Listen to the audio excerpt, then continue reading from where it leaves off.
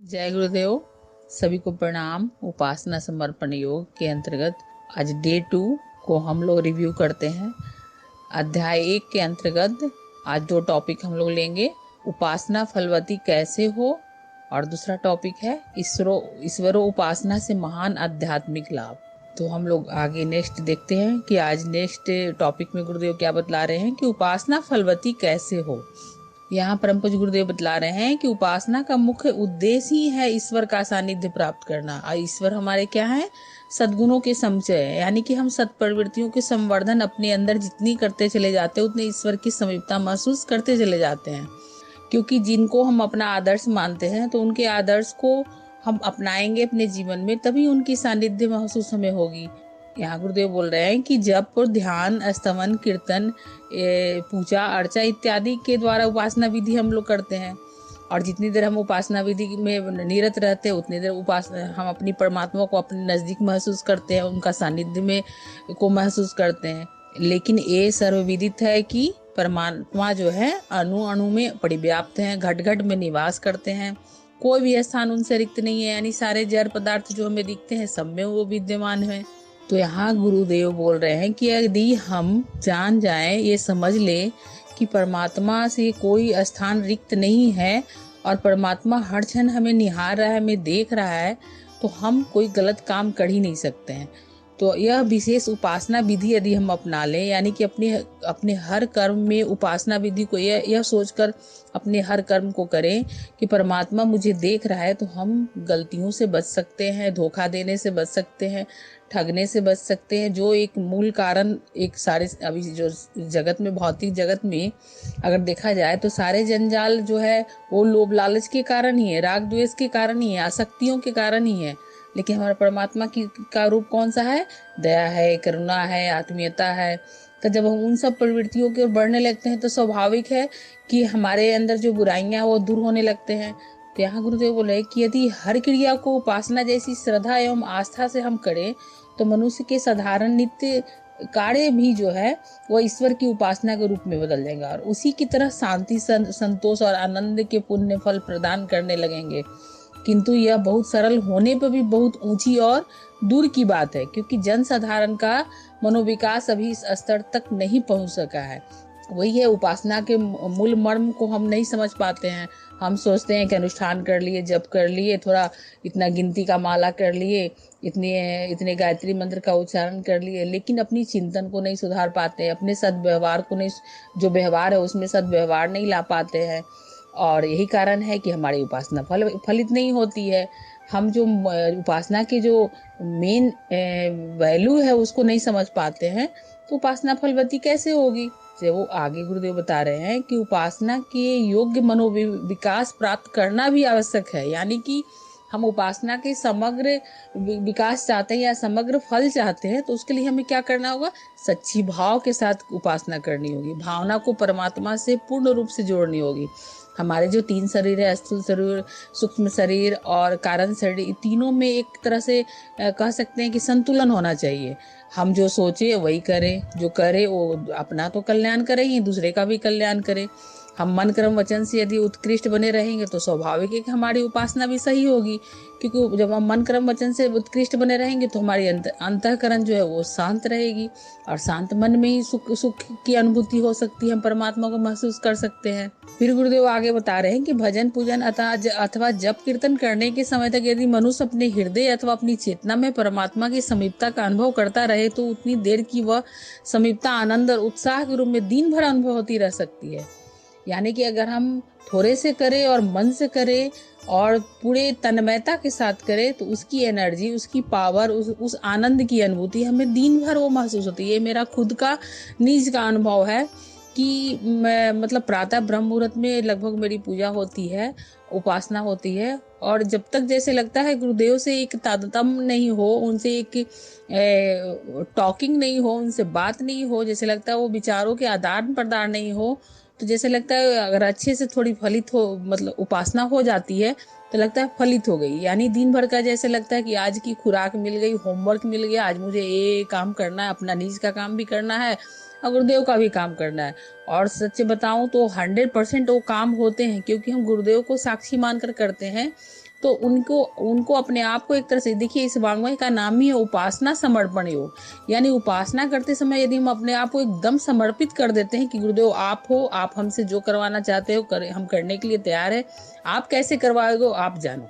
तो जब इस तरह से हम समर्पण की भावना लाते हैं तो गुरुदेव निश्चय ही वो काम करवाते हैं। और हमारे परम पूज्य गुरुदेव तो स्वयं भगवान है, तो हम जब उनकी विचारों को अपने जीवन में उतारते हैं तो एक तरह से हम भगवान के समीप पहुंचते चले जाते हैं। फिर आगे गुरुदेव बोल रहे हैं कि यदि हम उपासना करते हैं सच्चे मन से तो ये हमारे आत्मा का उद्धार ही निश्चित है, और हमें अस्थायी और अस्पष्ट अनुभूति होने से उसे असंदिग्ध विश्वास हो जाता है कि परमात्मा सर्वत्र व्याप्त है। तब ऐसे जब हम सर्वत्र व्याप्त परमात्मा को देखते हो तो हम गलती करने से बच जाते हैं। जब गलती करने से बच जाते हैं तो उपासना हमारी जो है पूरे उद्देश्य पूर्ण होती है।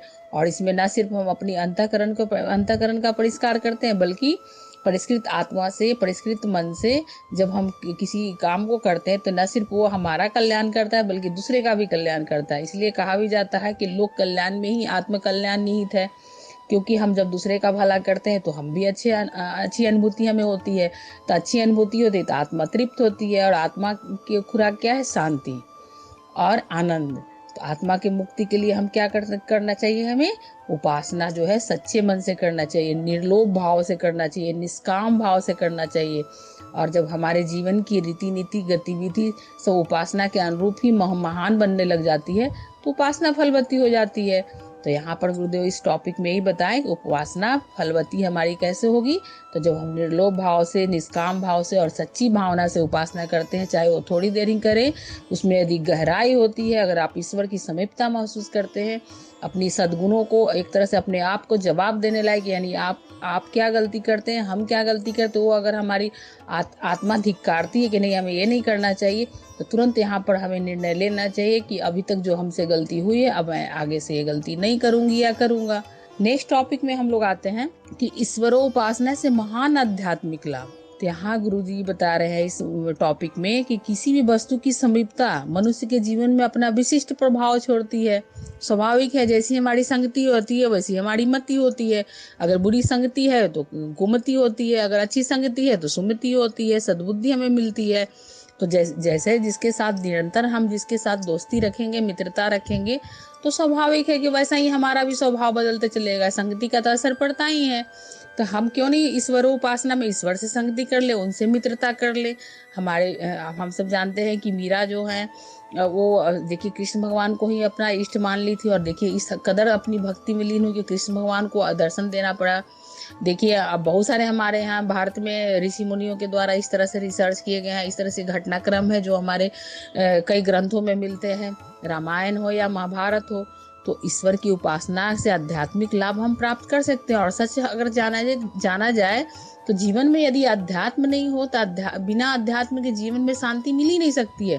क्योंकि भौतिक जगत को हम लोग देख रहे हैं कितनी उथल पुथल है। अगर पैसे से लोग खुश होते तो आज लोग बड़े बड़े ऊंची बिल्डिंगों में आत्महत्या नहीं करते, और अगर पैसे से ही लोग खुश होते हैं तो आज कूड़ा जो बीनते हैं या फिर फुटपाथ पर सोते हैं तो उन्हें अच्छी नींद नहीं आती। तो पैसा तो जरूरत है, रुपये पैसों की जरूरत है, लेकिन ये अभी भी सेकेंडरी चीज है। क्योंकि हमारी आत्मा हमसे पैसा नहीं मांगती, हमारी आत्मा हमसे आनंद मांगती है। और ये आनंद की प्राप्ति कैसे होती है? दूसरे के सुख देने में होती है, उदारता अपनाने में होती है, दया करुणा रखने में होती है। लेकिन इंसान आज के जगत में, आज के भौतिक जगत में सब कुछ पा लिया है, कुशलता पा ली है, संपन्नता पा ली है, तरह तरह की समृद्धियां पा लिया है, लेकिन समृद्धियां पाकर भी वो समृद्ध नहीं है, विपन्न है, क्योंकि वो आत्मा से खोखला है, उसके अंदर संवेदना नहीं है। तो जब संवेदना ही नहीं होगी तो फिर शांति कहाँ से मिलेगी? ईश्वर हम सबको क्यों भेजे हैं? कि हम उनकी वसुधा को सुंदर बनाए। लेकिन यहाँ क्या है, एक को रौंद दो और अपनी उस पर रौंदते हुए अपनी खुशी को हम सोचते हैं हासिल कर ले, किसी को कुचल कर हासिल कर ले, किसी को शोषित करके हासिल कर ले, तो वो खुशी अस्थायी हो ही नहीं सकती है। इसलिए गुरुदेव बोल रहे हैं कि अगर ईश्वर उपासना से महान आध्यात्मिक लाभ पाना है तो हम ईश्वर की सानिध्य को पाते हैं। तो ईश्वर के सानिध्य के मतलब है कि सद्गुणों को अपनाना। ईश्वर का जो मूल स्वभाव, मूल प्रवृत्ति क्या है? दया और करना।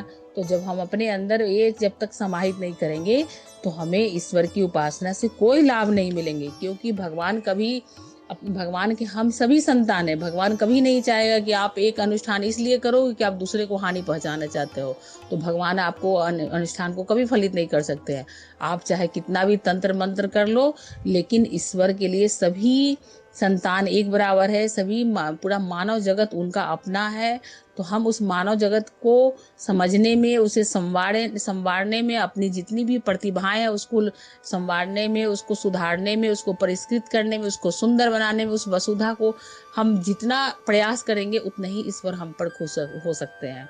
तो हमें ईश्वर की उपासना के आध्यात्मिक लाभ कैसे प्राप्त होंगे?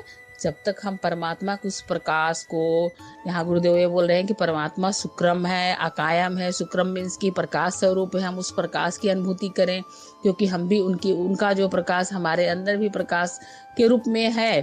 क्योंकि देखिए, अगर देखा जाए तो गौतम बुद्ध जो थे, सिद्धार्थ से गौतम बुद्ध कैसे बन गए? वो तो राजा थे, राजकुमार थे, लेकिन उसमें भी वो उनको मन नहीं लगा उस घर बार को छोड़कर बाहर वो दुनिया को समझ गए थे। उनको लगा कि नहीं, शांति यहाँ नहीं है, दुख का कारण वो समझे। और जैसे ही उनको आत्मबोध हुई तो देखिए उनको वो प्रकाश दिख गए, उस प्रकाश को समझ गए और उन्होंने मध्यम मार्ग दिया कि कुछ हमें उस मार्ग को अपनाना चाहिए। यानी कि व्यवहारिकता पर उन्होंने जोर दिया कि हमें व्यवहारिक होना चाहिए, किसी धर्म संप्रदाय में नहीं उलझना चाहिए।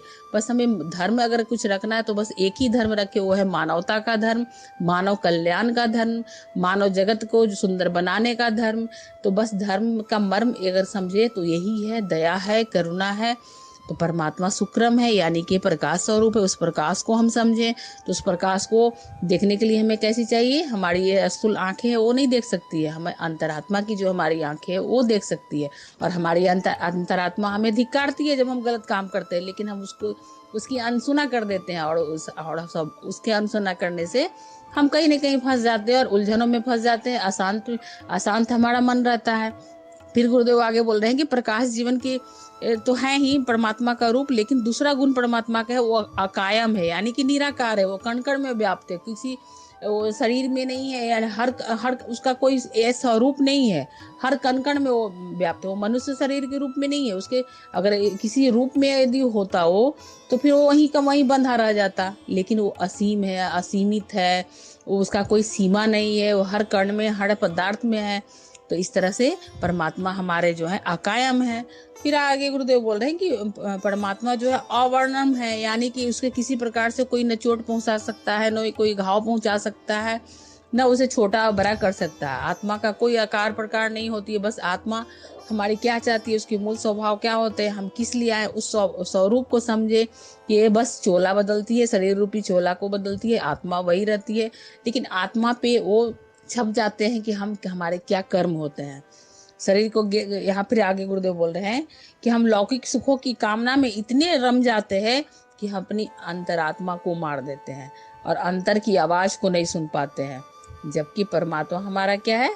नित्य शुद्ध है। वो विचारों की कहा जाता है कि शक्ति जो है विचारों से भी भावना बड़ी होती है। यहाँ संवेदना की बात, उस भावना की बात गुरुदेव बोल रहे हैं। जब हमारी भावना प्रधान हो जाती है, यदि हमारी भावना इस कदर प्रधान हो जाती है कि नहीं, हमें आनंद की अनुभूति करनी है और आनंद की अनुभूति के लिए हमें जितना उदार होना पड़े हम उदार हों, अपना तो कल्याण करें ही, सबका भी कल्याण करें। चाहे हमारे पास सुख की प्राप्ति किसी भी प्रकार को, किसी प्रकार की हमारे पास प्रतिभा हो, यदि हमारे वो निर्वहन करने के उपरांत जो बचता है, यदि उसको हम समाज कल्याण में लगाते हैं तो समझ लीजिए कि हम परमात्मा की सेवा कर रहे हैं, परमात्मा की उपासना कर रहे हैं, परमात्मा की आराधना कर रहे हैं। तो विचार और भावनाओं की सर्वोच्चता पे पहुंचने पर उपासक जो होता है भगवान की शक्ति का रसवादन करने लगता है। हम फिर अपनी अंतरात्मा को जवाब देने लायक बन जाते हैं। हम परमात्मा के कार्यों को समझने लगते हैं। उनकी बनाए हुए विश्व के जो सृष्टा ने जो इस सृष्टि की रचना की, इस सृष्टि को सुंदर बनाने में अपनी सारी शक्तियों को झोंक देते हैं। चाहे जिस रूप में हमारे पास शक्ति और ऊर्जा हो उसको यदि हम लगा देते हैं उनके, तो एक तरह से हम अपनी मनुष्य होने का उत्तरदायित्व निभाते हैं। और जब मनुष्य होने का उत्तरदायित्व निभाते हैं तो हम उनका उत्तराधिकार बन जाते हैं। तो इसीलिए यहाँ गुरुदेव बोल रहे हैं कि अगर हम ईश्वर की उपासना करते हैं, सच्ची उपासना करते हैं, तो हमें कई प्रकार के आध्यात्मिक लाभ मिलते हैं। और सबसे पहले आध्यात्मिक लाभ मिलते वो है आनंद की अनुभूति, जिसको प्राप्त करने के लिए भौतिक जगत में हम तरह तरह के मनोरंजन करने का प्रयास करते हैं, लेकिन वो परमानेंट साबित नहीं होते, अस्थायी साबित होते हैं। तो ईश्वर की उपासना करने से अनेक आध्यात्मिक लाभ हैं, न सिर्फ भौतिक लाभ हैं बल्कि आध्यात्मिक भी लाभ हैं, और हमारे एक तरह से मानसिक, शारीरिक और कह सकते आत्मिक प्रगति होने लगती है, और मानव शरीर में ही रहते हुए परमात्मा की सिद्धियों और शक्तियों का हम रसवादन करने लगते हैं। यही साधना से सिद्धि है। आनंद की अनुभूति ही साधना से सिद्धि है, और अंत में उसी सुख स्वरूप परमात्मा तेज स्वरूप को, उनकी तेज को, उनकी वलय को, उनकी प्रखरता को हम महसूस करने लगते हैं, क्योंकि उसे महसूस करने के लिए, उसे अनुभव करने के लिए वैसी पात्रता चाहिए। तो ईश्वर की सच्ची उपासना से वह पात्रता हमारे अंदर दिन ब दिन विकसित होने लगती है। तो यही है ईश्वर उपासना के आध्यात्मिक लाभ।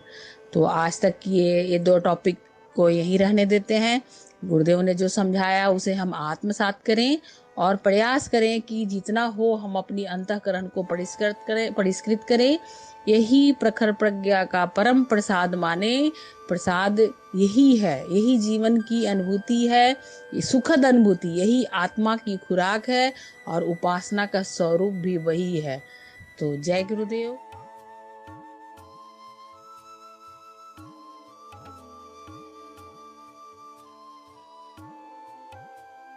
हमारे YouTube चैनल को सब्सक्राइब करें और बेल आइकन को दबाकर ऑल पर क्लिक करें ताकि नोटिफिकेशंस आपको मिलती रहें।